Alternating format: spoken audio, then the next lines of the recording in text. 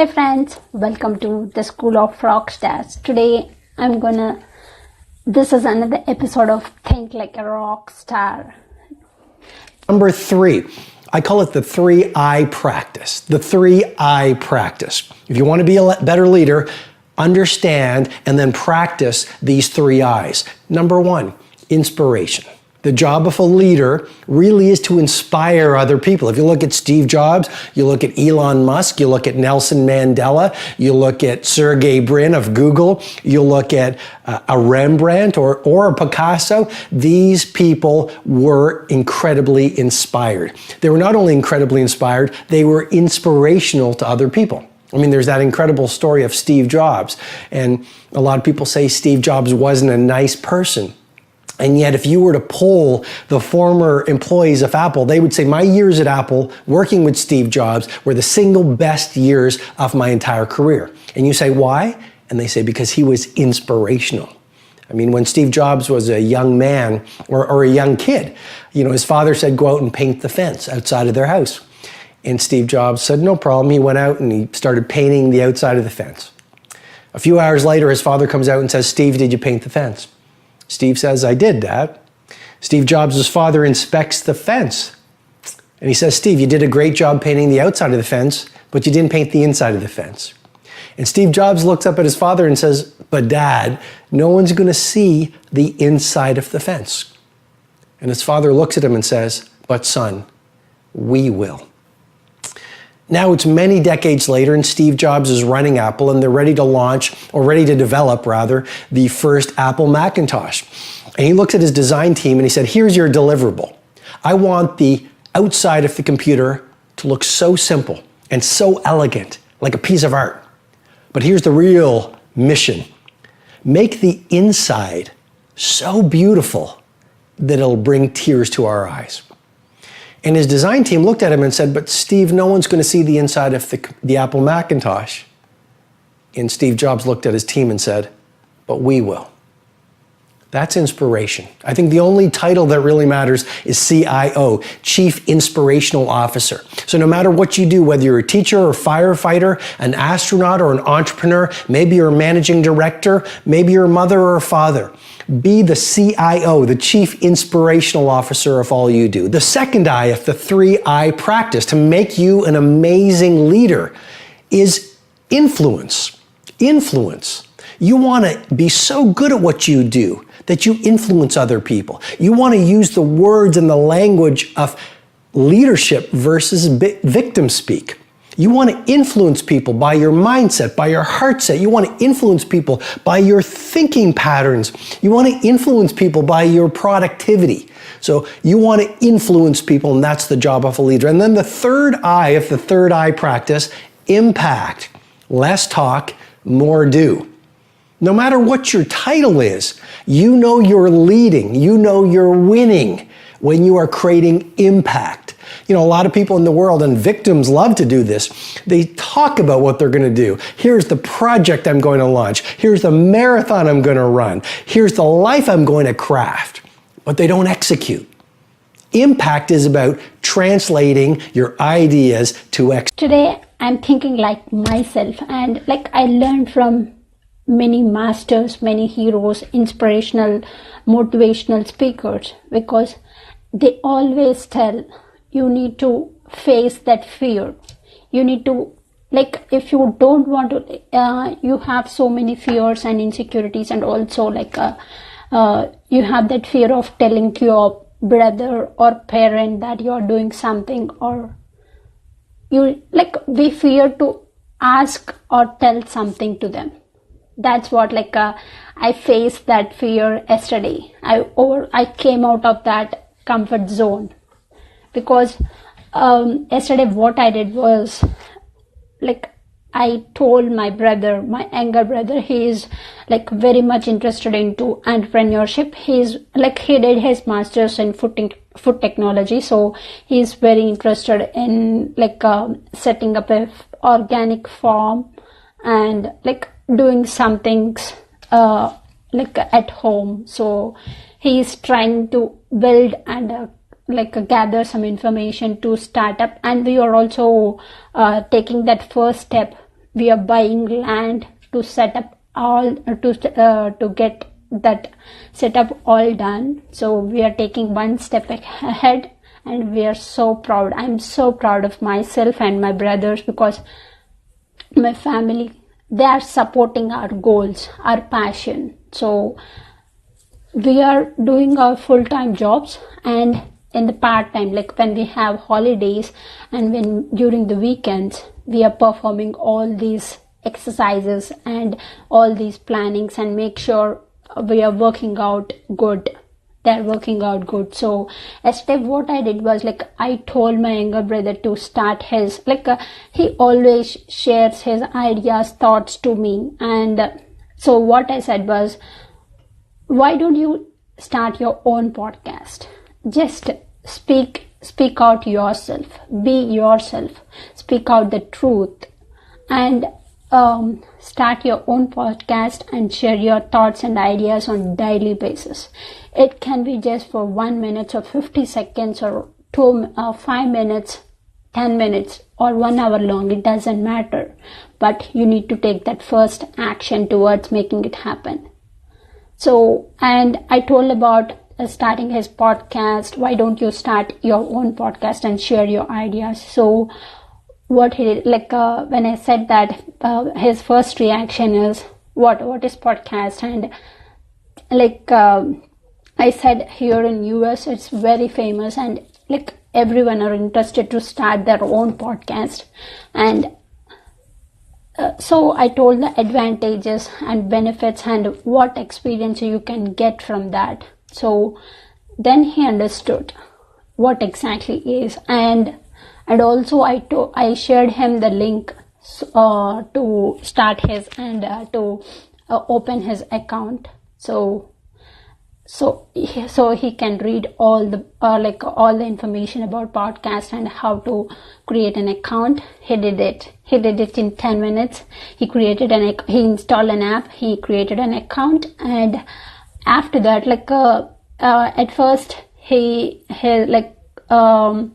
profile name and his user link, they are just a normal, his name is Gopal, so he kept his username as Gopal3 or Gopal. So I suggested him to change his username to a full name, so that it's very authentic and it creates originality to the audience, this person is genuine. And I also told him to put a profile picture, and he's very interested and he has love towards plants. So he put a plant picture that he took in the farm and that he took in the field, and I also suggested him to change the user link with the same full name of him, and he did it. And I also suggested him to start, just record yourself talking to 2 minutes in that app, because you need to take that action. He did it, but I'm super happy that he took that first step. He took that first initiation, because I didn't really told myself that I'm doing my own podcast. I have that podcast channel, I have YouTube channel, I have Instagram.